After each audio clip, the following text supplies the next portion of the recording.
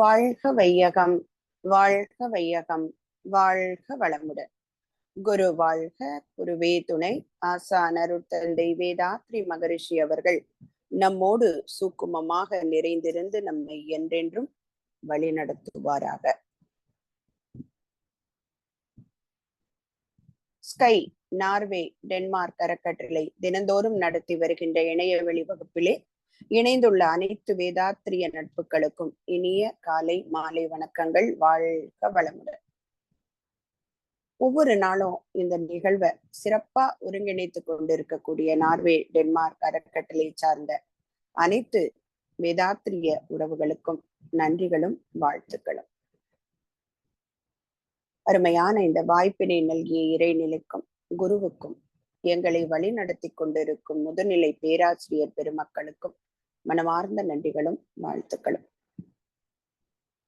ஒவ்வொரு வாரமும் புதன் வியாழன் மகரிஷியோட கவிதைகள் நமக்கு தெரியும்.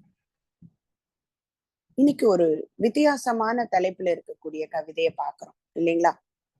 மனம் கவர வியப்பூட்டல் அப்படிங்கிற தலைப்பு. ஞானக்களஞ்சியம் பாகம் 1ல பயனுள்ள துணிவு அப்படிங்கிற தலைப்புல மகரிஷி ஒரு கவிதை கொடுத்திருக்காங்க. ஒரு தொடர் சிந்தனை மாதிரி இருக்கு அந்த கவிதை. 4 கவிதைகள் இணைந்ததுதான் அதனோட பொருள். நம்ம இன்னைக்கு எடுத்துட்டு இருக்கிறது கடைசி கவிதைகள்ல.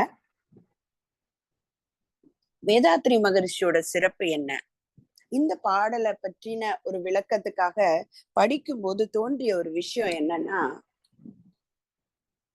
எந்த புத்தகத்துல மகரிஷியோட எந்த தத்துவங்கள் பற்றிய புத்தகமா இருந்தாலும் சரி, இப்ப இறைவணக்க பாடலா இருந்தாலும் சரி, எல்லாவற்றிலையுமே அந்த இறைநிலையிலிருந்து நாம வரைக்கும் வந்த கதைய ஒரு ட்ரைலர் மாதிரி ஒரு ஆரம்பிச்சுட்டுதான் அந்த தத்துவத்துக்குள்ள போவாங்க. அது வாழ்வியல் விழுமியமா இருந்தாலும் சரி, மனம் பற்றி இருந்தாலும் சரி, இறை தத்துவத்தை அந்த விஞ்ஞான ரீதியான விளக்கமாக இருந்தாலும் சரி, அந்த ஆதி எனும் பரம்பொருள் மெய் எழுச்சி பெற்று அணுவென்ற உயிராகி அணுக்கள் கூடி மோதி இணைந்து இயங்குகின்ற நிலைமைக்கேற்ப மூலகங்கள் பலவாகி வேதித்த பல உயிர்களாகி இன்னைக்கு வரைக்கும் நாம வந்த கதைய ஒவ்வொரு பாடல்லையும் ஒவ்வொரு தத்துவத்திலையும் ஒவ்வொரு புத்தகத்திலையும் ஏன் மகரிஷி திரும்ப திரும்ப சொல்றாங்க அப்படின்னு ஒரு கேள்வி எழுந்தது. அதற்கான விடையாதான் இன்றைய பாடலை நான் பாக்குறேன்.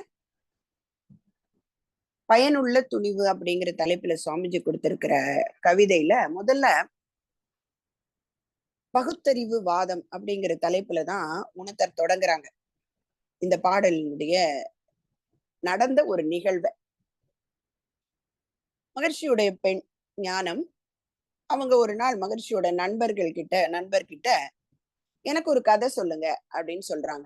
இது நமக்கு எல்லாருக்கும் உள்ளதுதானே. நம்ம எல்லாம் கூட எவ்வளவு கதை கேட்டிருக்கோம் சின்ன பிள்ளையா இருக்கும்போது தாத்தா பாட்டி கிட்ட. அப்படியே விளையாட்டாக கதைகள் மூலமாகவே நமக்கு பெரிய பெரிய உண்மைகளை எல்லாம் உள்ள சுக்குமமா கொடுத்திருக்காங்க.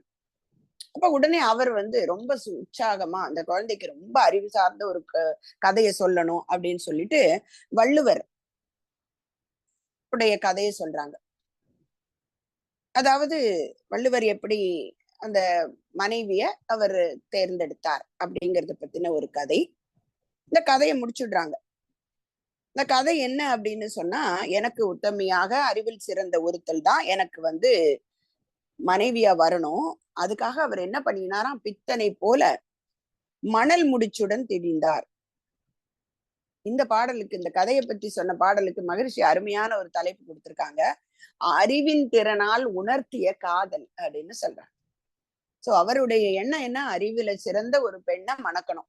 அதுக்காக என்ன பண்ணாரு, சூட்சுமமாக ஒரு பசில் வச்சாரு. ஒரு மணல் மூட்டைய கையில எடுத்துக்கிட்டு, இதை யாரு எனக்கு அரிசி சாதமா பண்ணி கொடுக்குறாங்களோ அவங்களதான் நான் கல்யாணம் பண்ணுவேன் அப்படின்னு சொல்றாரு.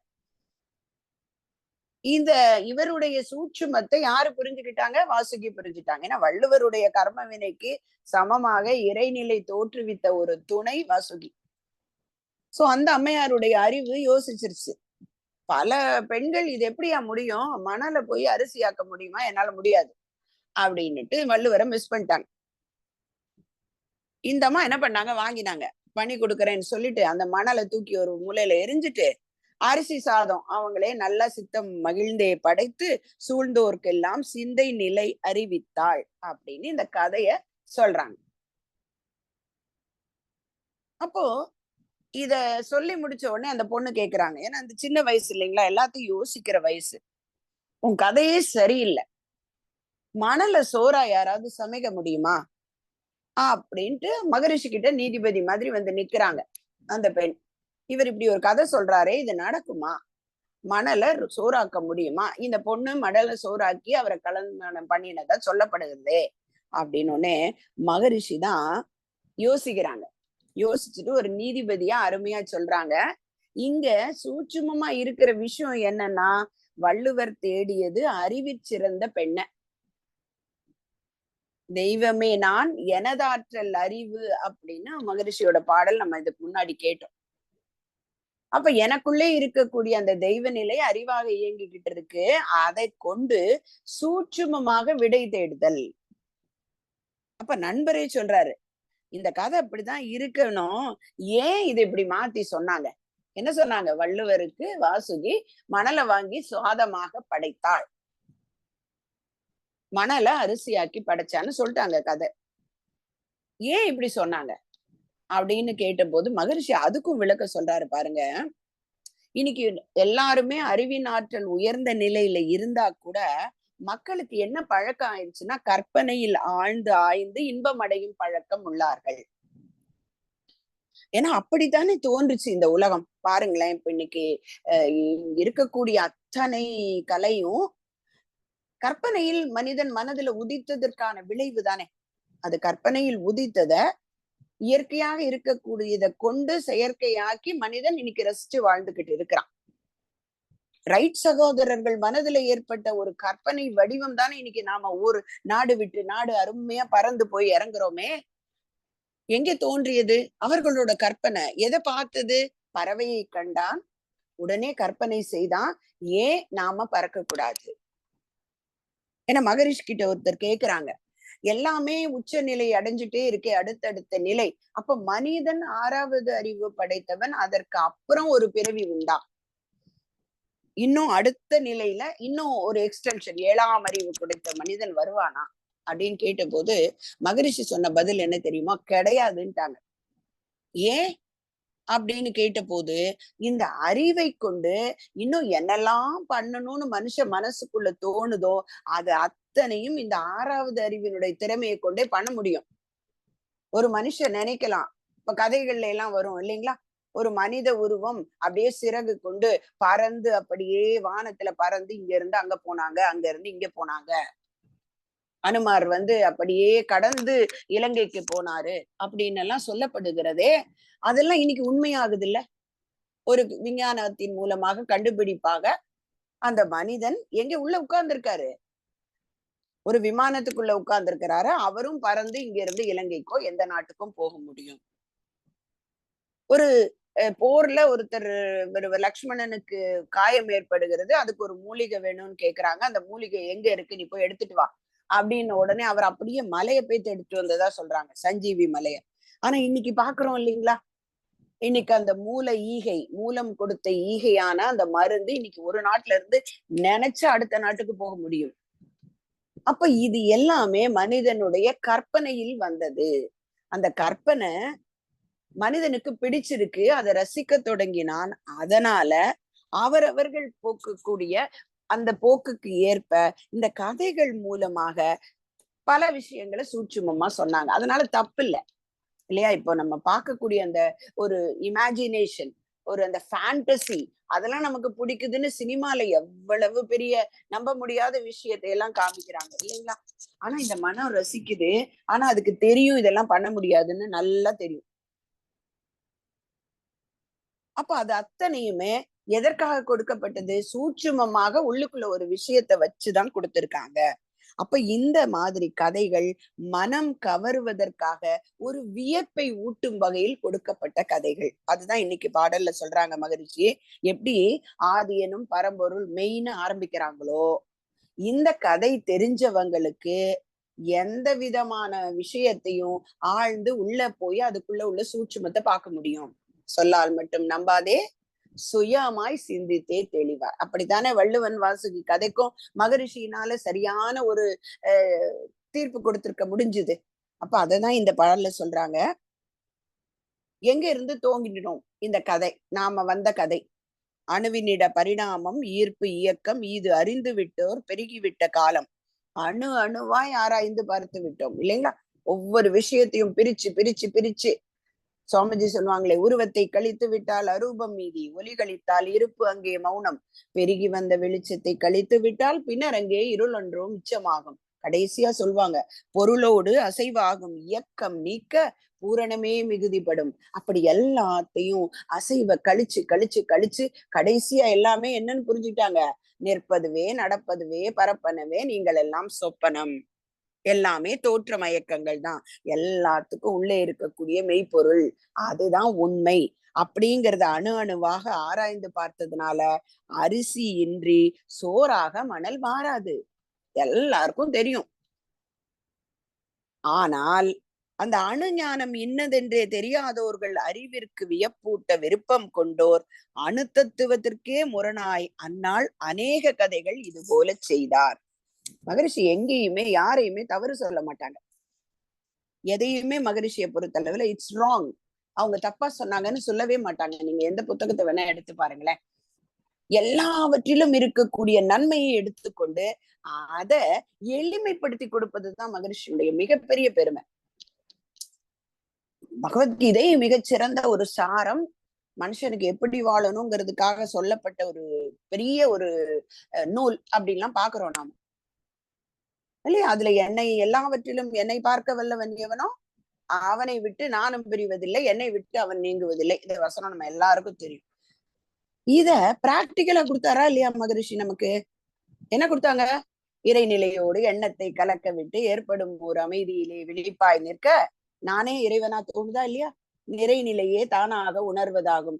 சரி, இது ஒரு நாள்ல வந்துடுமா? வராது. நித்தம் நித்தம் உடலில் உயிர் இயங்கும் மட்டும் உறைந்து உறைந்து இந்நிலையில் பழகிக்கொள்க.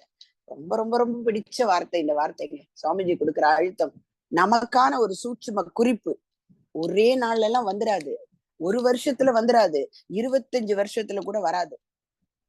முழுமை எப்ப வரும்? உறைந்து உறைந்து இந்நிலையில் பழகி கொள்ள. அடுத்தது வந்துடுச்சுன்னா கொஞ்சம் உறைஞ்சிட்டோம்னு அர்த்தம்.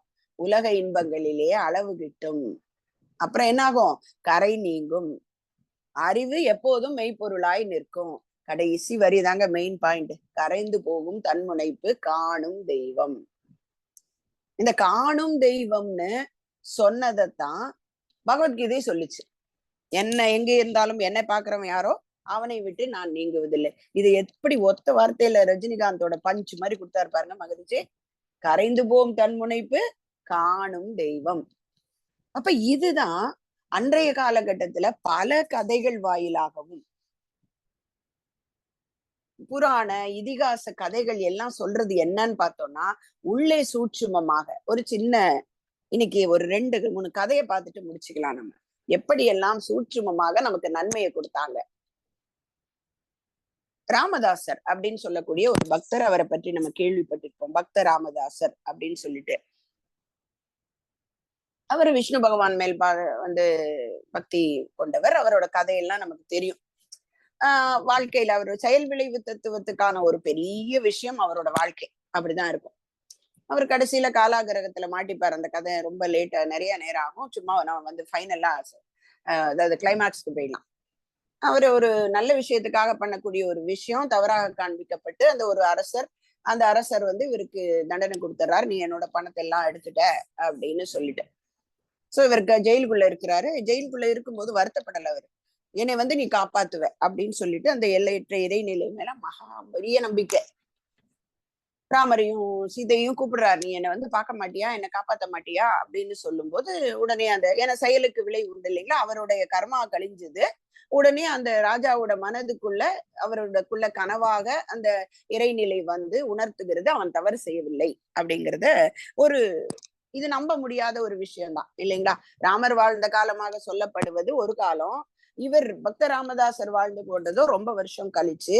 அங்கே ஒரு இஸ்லாமிய அரசர் அவரோட கனவுல ராமரும் லக்ஷ்மணரும் வருகிறாங்க. வந்துட்டு இதை பாரு அவர் திருடுனாருன்னு சொல்றியே, இந்த அந்த பணத்தை பூரா நான் கொடுக்குறேன், அப்படின்னு சொல்லிட்டு அப்படியே கனவுல மொத்தத்தையும் கும்பருக்கு அப்படியே ஒரு பெரிய குவியலாக கொடுக்குறாங்க.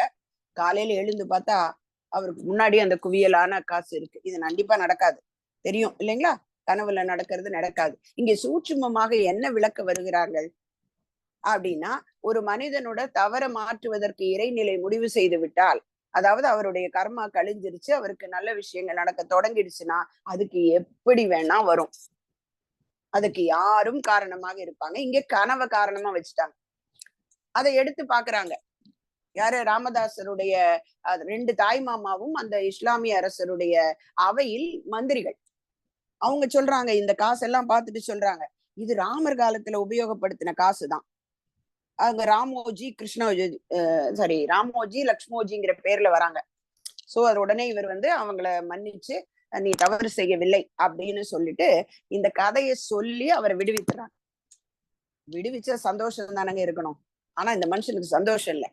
வெளியில வந்து என்ன சொல்றாரு, வேதனையோட வெளில போறாரு. என்னன்னு கேட்டா, அவரும் ராஜா, ராமரும் அயோத்திக்கு ராஜா, நீயும் ராஜா, அதனால உனக்கு மட்டும் காட்சி தந்துட்டாரு அவரு, எனக்கு காட்சி தரவே இல்லை. அப்பயும் பாருங்க, மனுஷனுக்கு எவ்வளவு கிடைச்சாலும் உள்ளுக்குள்ள என்னது, கடவுளை பார்க்க முடியலையே அப்படிங்கிற ஒரு ஆதங்கம். அதுல வெறுத்து போய் தேடி தேடி போறாராம். நீ எனக்கு மட்டும் ஏன் காட்சி கொடுக்கல, அவருக்கு வந்து கனவுல காட்சி கொடுத்தீங்கல்ல அப்படின்னு. அவங்க மனைவியும் கூட சேர்ந்து போறாங்க. ஓடி தேடி தேடி போனா கடைசியில மனைவி, மதியூக மந்திரின்னு சொல்லுவாங்க இல்லைங்களா மனைவிய, அந்த மாதிரி சொல்றாங்க, அனுமரோட நெஞ்சில தானே பாத்தீங்க ராமரை, உள்ளேயே வச்சிருந்தாருல, நீங்க ஏன் வெளியில போய் தேடுறீங்க, உங்களுக்கு உள்ளேயே இருக்காங்க. இங்க இப்ப வந்துருச்சா பாயிண்ட்டுங்க. சூட்சுமமாக இந்த கதை என்ன சொல்கிறது, இறைவன் எங்கேயும் இல்ல, உனக்குள்ள இருப்பாங்க. சோ அதையும் தாண்டி மனுஷனுக்கு கற்பனை தான் ரொம்ப பிடிக்கும். அதனால என்ன பண்றாரு அவரு, தன்னோட நெஞ்ச குத்திக்கிறாரு. உள்ளன்னா உடனே நம்ம நெஞ்சு நினைச்சுக்கணும் இல்லைங்களா? உடனே ஒரு கல் எடுத்து குத்துறாரு. அந்த பெண்மணி மயக்கம் போட்டு விழுந்துடுறாங்க. அதை குத்துன உடனே அப்படியே ஒரு இறைவன் பிரத்யட்சமாகிறார். இது நடக்குமா என்னன்னு தெரியாது. ஆனா இதுல இருந்து சொல்லக்கூடிய விஷயம் என்னன்னா, உள்ளே உணர்ந்தால் இறைவனை பார்க்கலாம். சரி பார்த்துட்டாருப்பா. பார்த்த உடனே அவர் என்ன சொல்றாரு, நல்ல விஷயம் செஞ்ச. ஏன்னா இறைவனுக்கு நன்மை தீமைன்னு கிடையாதுன்னு சொல்றாங்க. அவரை பொறுத்தளவுல செயலுக்கு விளைவை கொடுப்பார், அவ்வளவுதான். இது நன்மையா தீமையாங்கிறது அவங்கவங்க அனுபவிக்கிறவங்களுடைய கர்ம வினைதான். அவருக்கு நன்மையை கொடுக்கணும், தீமையை கொடுக்கணுங்கிற எண்ணம் எல்லாம் கிடையாது. என்ன செஞ்சாங்களோ அதுக்கு விளைவு கண்டிப்பா வரும். அவர் சொன்னார், நீ வெரி குட், நீ வந்து நல்லா எல்லாம் பண்ணி பாசிட்டிவ் ஆக்கிட்ட, இப்ப நீ இப்படியே வரலாம் சொர்க்கத்துக்கு, புஷ்பக விமானம் ரெடியா இருக்குது வா அப்படின்னு கூப்பிடுறாரு. இவர் கேக்குறாரு, அங்க என்ன இருக்கும், உனக்கு என்ன வேணும், அங்கே வந்து உனக்கு பூஜை புனஸ்காரம் பண்ணுவாங்களா, மந்திரங்கள்லாம் சொல்லி நிறைய பாடல்கள் பாடுவாங்களா, உனக்கு வந்து அபிஷேக ஆராதனைகள்லாம் நடக்குமா அப்படின்னு கேக்குறாரு. இங்கதான் வைக்கிறாங்க ஒரு சூட்சுமம் பாருங்க. மகரிஷி சொல்றாங்க இல்லைங்களா, வியப்பூட்டி உள்ளுக்குள்ள ஒரு நல்ல விஷயத்த சொல்றதுக்கு அப்படின்னு. என்ன விஷயம் அப்படின்னு பார்த்தா, நீ இங்க இதெல்லாம் செஞ்சு இல்ல, அதனால அங்க அதெல்லாம் ஒண்ணும் கிடையாது. அதை தாண்டிய பேரின்ப நிலைக்கு, ஆனந்த நிலையை அங்கே இருக்கக்கூடிய விஷயம் உனக்கு கொடுக்கும். மகரிஷி சொன்னாங்கல்ல, நிறைநிலையே தானாக உணர்வதாகும். அங்கே அது வேற நான் வேற இல்லைன்னு உணர்ந்துட்டா எல்லாம் சுகம் தானே, எல்லாம் சொர்க்கம் தானே, எல்லாம் தெய்வம் தானே. அததான் சொல்றாரு அவரு. இங்கே என்ன செஞ்சியோ அதனோட பலன், கர்ம வினைகள் கழிந்த பிறகு அந்த ஆன்மா அடுத்ததுக்கு நன்மையாக போகும், இறைநிலையோட இணையும் அப்படிங்கறத சொல்றாரு. ஆனா இந்த மனுஷன் சாதாரண மனுஷன் தானே, அவர் இன்னும் அந்த நிலைக்கு போகல. அதனால அவர், எனக்கு அதெல்லாம் வேணாம்ப்பா, நான் அங்கெல்லாம் வர தயாரா இல்ல, எனக்கு உன்னை பாடணும், உன்னை வந்து பூஜிக்கணும், உனக்கான பூஜை செய்யணும், ஆனா இங்க பத்ராச்சலத்திலேயே இருக்கேன் அப்படின்னு சொன்னதாக கதை முடியுது. அப்போ இதுக்குள்ள இருக்கக்கூடிய சூட்சுமமான விஷயம் என்ன, கொஞ்சம் யோசிச்சு பார்த்தா என்ன தெரியுது அப்படின்னா, எல்லாவற்றுக்கும் செயலுக்கு விளைவு காரணம். அவர் ஜெயிலுக்கு போனதுக்கு காரணமாக சொல்லப்படுகிறது என்னன்னா, அவர் அவருடைய மனைவிக்கு ஒரு கிளி, அந்த கிளிய வந்து ராமச்சிலக்கா அப்படின்னு சொல்லுவாங்க தெலுங்குல. அதாவது ராமருடைய அவதாரமாக இருக்கக்கூடியதாக ஒரு கிளிய நினைச்சு அந்த கிளிய கூண்டுக்குள்ள அடைச்சு அந்த கூண்டோட மனைவிக்கு பிரசன்ட் பண்றாரு. இதுக்கு எங்க காரணம் வைக்கிறாங்க பாருங்களேன். அந்த கிளிய கூண்டுக்குள்ள அடைச்சு அதனுடைய சுதந்திரத்தை பறித்ததுதான் ஒரு செயல். அதனோட விளைவு என்ன ஆச்சுங்க, தான் செய்யாத ஒரு தவறுக்கு தான் நன்மைதான் செஞ்சாரு. ராமருக்கு கோயில் தான் கட்டினாரு. ஆனால் அந்த செயலுக்கு விளைவாக அவர் கொஞ்ச நாள் காலாகிரகத்துல, அதாவது ஜெயில இருக்க வேண்டிய ஒரு கட்டாயம். இப்ப இங்க இருந்து இததான் கான்செப்ட் எடுத்துக்கிறோம். ரெண்டாவது என்னங்க, இந்த அணு தத்துவம் புரிந்ததுனால இறைவன் நமக்குள்ளே இருக்கின்றான். கல்லால குத்துனாலாம் தெரிய மாட்டாங்க. நம்முடைய செயல்கள் மூலமாக தெய்வம் மனுஷ ரூபேன அப்படிங்கிற உணர்ந்த மனிதன் அறிந்தது சிவம், மலர்ந்தது அன்பு. சுவாமிஜி இதுக்கு ஒரு பஞ்சு கொடுத்துட்டாங்க பாருங்க. அப்ப அவ்வளவு பெரிய கதை மூலம் நமக்கு வியப்ப ஊட்டி, இதெல்லாம் நடக்குமா நடக்காதா, ஆனாலும் உள்ளே இருக்கக்கூடிய விஷயம் என்ன. இப்ப இன்னைக்கு இறை தத்துவம் புரிந்ததுனால மகரிஷி சொன்ன நம்முடைய பிளாஷ்பேக் மொத்தமும் தெரியுங்கிறதுனால நம்ம எல்லாத்துக்குள்ளேயும் இருக்கக்கூடிய நல்ல விஷயத்தை பார்க்கக்கூடிய பக்குவம் வந்துருச்சா இல்லைங்களா? நம்ம பிரகலாதன் கதை கூட எடுத்துக்கலாம். இன்னைக்கு விஞ்ஞானம் சொல்லுதுங்க, வயிற்றுக்குள்ள இருக்கக்கூடிய குழந்தை வெளியில இருக்கக்கூடிய எல்லா விஷயத்தையும் தெரிஞ்சுக்கும். தென்கட்சி சுவாமிநாதன் ஒரு இடத்துல ஒரு கதையில சிரிச்சுக்கிட்டே சொல்றார், நாம நிறைய பேரு குழந்தைகிட்ட பேசும்போது என்னமோ அந்த குழந்தைக்கு நாம சாதாரணமா பேசினா புரியாதுன்னு நினைச்சிட்டு அப்படியே கொஞ்சி கொஞ்சி குழந்தையா பேசுறோங்க. அது ரொம்ப பெரிய தப்புன்னு சொல்றாரு. குழந்தை வயிற்றுக்குள்ள ஒரு அளவுக்கு வளர்ச்சி பெற்ற பிறகே தந்தை தாய்ன்னு தெரியுதோ இல்லையோ வெளியில பேசக்கூடிய அத்தனை மொழியும் தெரிஞ்சுக்குமா. அம்மா அப்பா பேசுற ஸ்லாங்கு, அவங்க என்ன மாதிரி பேசுறாங்க, இது அத்தனையும் அந்த குழந்தை தெரிந்து கொள்ளும். அதனால் தேவையில்லாம குழந்தைகிட்ட சாதாரணமா பேசாம நீங்க குழந்தைக்குன்னு ஒரு பாஷை இருக்கிறதா நினைச்சிட்டு பேசாதீங்க அப்படின்னு விஞ்ஞானம் சொல்வதா தென்கட்சி சுவாமிநாதனையா சொல்ற. அப்ப உள்ளே இருக்கக்கூடிய குழந்தை அந்த உள்ள உருவாகி கொஞ்ச நாள்ல இருந்தே வெளியில இருக்கக்கூடிய அத்தனையும் உணர்ந்து கொள்ளும். இததானங்க அன்னைக்கு புராணம் சொல்லுச்சு. பிரகலாதனுக்கு அவன் தாயுடைய வயிற்றிலே இருக்கும்போது நாரதர் என்ன கதை சொல்றாருங்க, பரமாத்மாவை பற்றின அத்தனை கதையும் சொல்றாரு.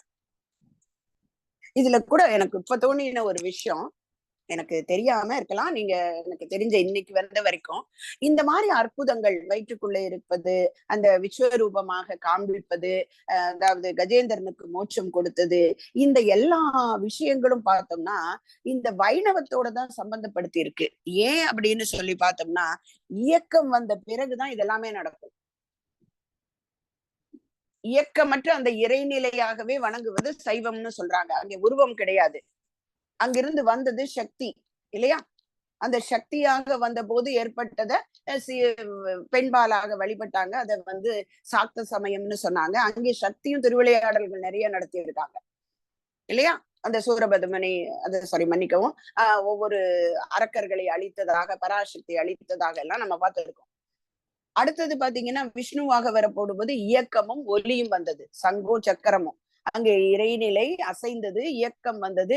இயக்கம் வந்த பிறகுதான் பாத்தீங்கன்னா இந்த எல்லா திருவிளையாடலும் காமிக்கிறாங்க. அப்ப அங்க தோன்றது பாத்தீங்களா, இருப்புல எதுவும் இல்ல, அது எல்லாவற்றையும் உள்ளடக்கி வச்சிருக்கு. இயக்கம் வந்த பிறகுதான், அந்த இயக்கத்தை உணர தொடங்கிய பிறகு அந்த இயக்கம் தான் எல்லாம், இயக்கத்திற்கு மூலமாக இருப்பது இருப்பு அப்படிங்கிறத இப்ப நாரதர் கதை சொல்றாருங்க. அவர் வயித்துல கேட்டுக்கிட்டான். அப்பாவோட ஆப்போசிட், நமக்கு அந்த கதையெல்லாம் தெரியும். அப்ப அவனோட ஃப்ரெண்டு கேக்குறாப்ல, ஏன்னா நீ வயிற்றுக்குள்ள இருக்கும்போது கேட்ட, நீ இந்த நாராயணன் மேல இவ்வளவு அன்பு வச்சிருக்கிற, ஆனா உங்க அம்மாவும் தானே கேட்டாங்க, ஆனா அவங்க மட்டும் அவங்க ஹஸ்பண்டுக்கு தானே சப்போர்ட் பண்றாங்க, ஏன்னு கேக்குறாரு. நல்ல கேள்வி. அப்ப அவர் சொல்றாரு, நான் ஒரு மண்ணா இருந்தேன், ஒண்ணுமே இல்லாத போது எனக்கு கொடுத்தது அத்தனையும் பரமாத்மாவை பத்தி நான் வாங்கிக்கிட்டேன். ஆனா எங்க அம்மா இதுவரைக்கும் இருந்த பதிவுகள்ல எங்க அப்பாவோட இன்ஸ்பிரேஷன் ரொம்ப அதிகமா இருந்தது, இன்ஃப்ளூயன்ஸ் ரொம்ப இருந்ததுனால எங்க அம்மாவால இதை எடுத்துக்க முடியல. அவங்க அதை மேலோட்டமா விட்டுட்டாங்க. நான் பச்சை களிமண்ணா இருந்தேன், அத்தனையும் எடுத்துக்கிட்டேன் அப்படின்னு சொல்றாரு. அதுக்கப்புறம் அவங்க அப்பாவோட நடந்த பெரிய வாக்குவாதம் எல்லாம் நமக்கு தெரியும்.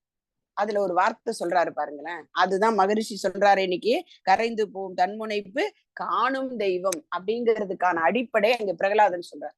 நம்ம எல்லாரும் எப்படி பார்த்திருக்கோம், தூணை உடைச்சாரு, அதுக்குள்ள இருந்து நரசிம்மர் வந்தாரு, எல்லாம் பார்த்திருக்கோம். அவரோட அந்த அரக்கனுடைய தன்மை என்னங்க, ராவும் பகலும் இல்லாம மனிதனும் மிருகமும் இல்லாத ஒருத்தன் மூலமா தான் சாவுங்கிறது அவரோட செயலுக்கு விளைவு. சோ அதுக்கேத்த மாதிரி ஆயுதம் இல்லாம கைவிரல் நகத்தை கொண்டே அவரை கொன்றதாகலாம் கதை சொல்லுது. ஏன்னா சொன்னதை செய்யணும், அங்க சத்தியம் என்பது ஒன்று. அங்க செயலுக்கு விளைவாக விதிக்கப்பட்ட சாபம் அது அப்படித்தான் நிறைவேறணும். அதுக்காக ஒரு உருவத்தை புனைந்து சொன்னார். ஆனா இங்க உள்ள சூட்சுமம் கொடுக்கக்கூடிய விஷயம் என்ன? மகரிஷி சொன்னது, இதெல்லாம் மனம் கவர வியப்பூட்டல். ஆனா அந்த வியப்பை தாண்டி உள்ளே இருக்கக்கூடிய விஷயம் என்ன? அவங்க அப்பா கிட்ட அவர் சொல்றாரு பிரகலாதன், உன்னோட நாராயணன் எங்கெல்லாம் இருக்கான் காமி, நீ காமிச்சுட்டேன்னா உன்னை கொல்ல மாட்டேன். உடனே அவர் சொல்றாரு, தொட்ட தொட்ட இடம்தோறும் அவன் தோன்றானாயின் நான் செத்தேன் எனக்குள்.